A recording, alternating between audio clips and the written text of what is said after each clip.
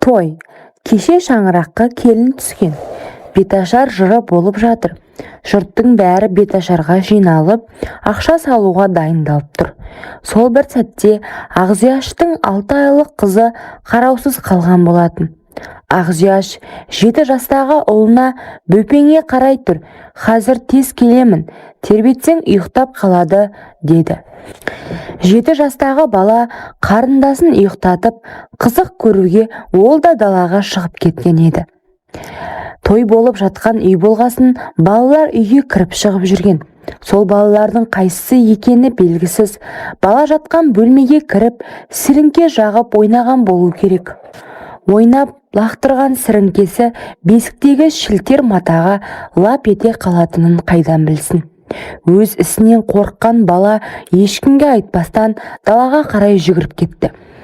Бөлмеде аяғынан бастап жанып жатқан сәбидің шырылын үлкендер естіді ме, естімегенде болу керек. Үлкендеу апа, әй, үйдегі баланың даусы қатты шығып жатыр. Байғұстың ішегі қатып қалар. Кім бар, жұбатсаңдаршы, деп дауыстағанда жастау келін үйге кіріп кетіп айқайлады. Өрт, өрт, бесік өртеніп жатыр. Елдің бәрі үйге қарай жүгірді. Бесіктегі шырылдаған сәбиінің өртке орануы Ақзияш үшін ең ұмытылмас, кешірілмес күнә болды. Сәби аман қалған, бірақ денесі үлгіреп, біраз жері күйді. Өмір бойына денесіне мәңгілік тартық боп қалды. Айлап ауруханада жатқан Ақзияш сәбиінен шырылы жүрегін әбден ауыртты. Сол бір жағдайға өзін кінәлі санаған ана қызының жағдайы тұрақталғанша жүдеп кетті. Арада біраз жылдар өтті. Кезінде өрттен аман қалған 6 айлық қыз 6 жасқа толды. Сол бір жағдай денесінде өшпестей із қалдырған болатын. Сол қыздың есімі Майгүл еді. Әлі де ойын баласы болса да, үстіндегі тыртықтарынан ұялып, ұзын көйлек киюге дағдыланды. Көрші балалар көбіне Майгүлді қатарына қоспады. Майгүлге бір қарағанда қорқатындай. Денесінің жартысы, мойны, сол жақ беті кезіндегі күйіктен тартық боп қалған. Әлі жеткен балалар Майгүлді ұрып та жібереді. Ол кезде үйге жылап келсе де, үлкендер еш уақытта баланың ортасына түспейтін. Мектеп оқса да, сол балалар Майгүлге әлім жеттік жасап, сумкасына салған нанын, басқа да заттарын тартып алатын. Есейе келе Майгүл тұйық бола бастады. Қатарластары да, көршілес достары да байғұс қызды маңайларына жолаттырмайтын. Олар Айгүлді кемпір, мыстан кемпір деп мазақ ететін. Сол себепті ешкіммен араласпауға шешім қабылдады. Майгүл бар уақытын кітап оқу мен және үйдің тірлігіне арнады. Сабағында өте жақсы оқыған, сыртқы келбеті сүйкімсіз көрінсе де, ішкі дүниесі өте мейірімді, бауырларына қамқор, кішіпейіл қыз еді. Майгүл қыз мектепті қызылмен бітіріп, оқуға құжатын өткізіп қойды. Бірақ тағдыр оған тағы да тосынсый дайындап қойған еді. Өмірі ауырдым деп айтпаған анасы қан қысымынан аяқ астынан құлап арбаға таңылды. Байғұс қыз амалсыз оқуын тастады. Келер жылы оқимын деп ойлаған, бірақ ауру анасына қараймын деп ақ уақыт сырлап өтіп жатты. Іште анасы да көз алдында жүрген қызының бағын байлағаны жүрегіне ауыр тиетінін айтпаса да белгілі. Ағасы да отбасылы болған. Бірақ көп ұзамай келіні айқай шығарып, артынан ағасы да балаларым үшін деп кетіп қалды. Ара-тұра ақша мен азық түліктерін әкеп береді. Сол анасын күтемін деп жүріп, жасы 30-ға келгенін байқамай қалды. Анасы да соңғы кезде жиі ауырып, ана дүниеге аттанды. Әкесі әлде қашан басқа отбасын құрған. Ақзияш ауру болған соң 1 жыл өтпей, баласы бар әйелмен басқа қалаға қашып кеткеннен оралмады. Туыс-тумалары жабылып жүріп көмек қолын созып, Ақзияшты зейнетақы алуына көмектесті. Келіні де ауру енеге шыдамай кетіп еді. Енесі дүниеден озғалы жетіп келгені, қара шаңыраққа ие болу керек екені енді есіне түскен сияқты. Бұрын келмеген ағасы мен жеңгесі енді үйде тұра бастады. Арада тағы 1 жыл өтті. Үйдің бар тірлігін Майгүл жасайтын. Жеңгесі балалар тастап жұмысқа шығып кетті.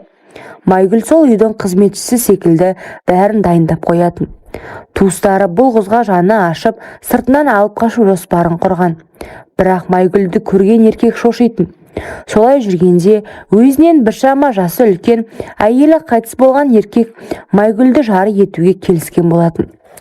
Майгүлдің туыс жеңгелері үйден кішігірім дастархан жайып, ырымын жасап ұзататын болды. Туған жеңгесі қайын сіңлісінің кеткеніне қарсы еді. Кішігірім ұзату тойы болған Майгүл қатты қобалжулы. Болашақ жары кешігуде. Іштей сансыз сұрақтармен әлек. Неге кешігіп жатыр? Әлде менен бас тартты ма? Күйеу бала келді. Көліктері бұзылып кешіккен екен. Жеңгелерінің даусын естіген Майгүл қуанғаннан жылап жіберуге дайын болды. Өзін әрең ұстап үсті басын ретке келтірді. Күйеу жігітте бөлмеге кірді. Майгүл қатты қобалжығаннан басын көтеруге ұялып тұр. Өзін 18 жастағы бойжеткен секілді сезінген ол болашақ жарына ұрлана қараған еді. Екеуінің көздері түйісіп қалған. Өзінен үлкен болса да жүзі жылы, тартымды мұрты бар ер кісі екен. Сол бір көргеннен Майгүл ұнатты. Сыпайы сөйлеген сөзі, өзін сондай сабырлы ұстағаны Майгүл үшін нағыз ер жігіт еді. Майгүл қызға бақыт тілеушілер ақ баталарын беріп, өз шаңырағына аттандырды. Өмірінің ең бір тамаша күнінде енді ғана бақытқа қол жеткізген бейкүнә қызға тағдыр тағы да үлкен соққы жасады. Бақыттан бал-бұл жанған Майгүлдің жүзіне қан жұғылды. Көлік апатына ұшыраған болатын. Көлік тізгеніндегі туысы аздап жаман су ішкен екен. Бәрі аман қалып, тек Майгүлдің күйеуі басынан өте қатты соққы алып, сол жерде жан тапсырды. Бұл қайғылы қаза бәріне оңай болмады. Артынан қалған балалар да бар еді. Әлі де шаңырағына аяқ басып үлгермеген Майгүлді қазаға да қатыстырмай ағасының үйіне әкеп тастады. Сондағы туыстарының айтып кеткен сөздері: келмей жатып күйеуіңнің басын жұттың, саған бекер құда түстік. Бұл сөздер Майгүл үшін тым ауыр еді. Байғұс қыз есінен адасардай күй кешті. Бөлмесіне кіріп алып ұзақ жылады. Туыстары кеп көңіл айтқаны болмаса, туған жеңгесі қайтып келгеніне қуанышты. Сол бір күннен соң Майгүл сөйлеуді қойды. Үндемей жүре береді. Барлық тірлікті өз қолына алған. Туған жеңгесі бұл қылығына дән риза. Одан кейін де туыс жеңгелері келіп, әлі жассың, сені ұнатып жүрген біреу бар екен деген сияқты әңгіме бастап еді. Ештеңеге қарамай туған жеңгесі абысындарын айқайлап қуып шықты. Майгүлге де айтпағаны қалмады. Уақыт шіркін сыбырлап әп-сәтте өте шықты. Арада бірнеше жыл өтіп, Майгүл қартайды.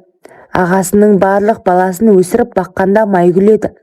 Қартайғанда туған жеңгесі өткен күннің кінәсі үшін бе, Майгүл 60 жасқа толғанда жеңгесі өз інісіне кемпірі жоқ шалға қосты. Қазіргі таңда Майгүл әже өте бақытты. Өз баласы болмаса да, өгей балалары құрметтеп, келіндері сыйлайтын ене болды.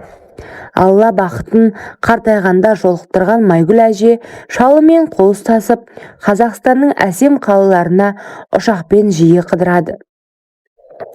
Кейіпкердің бұл оқиғасын баяндаған өгей қызы еді. Майгүл әже өмірдегі ең мейірімді, қамқор жан.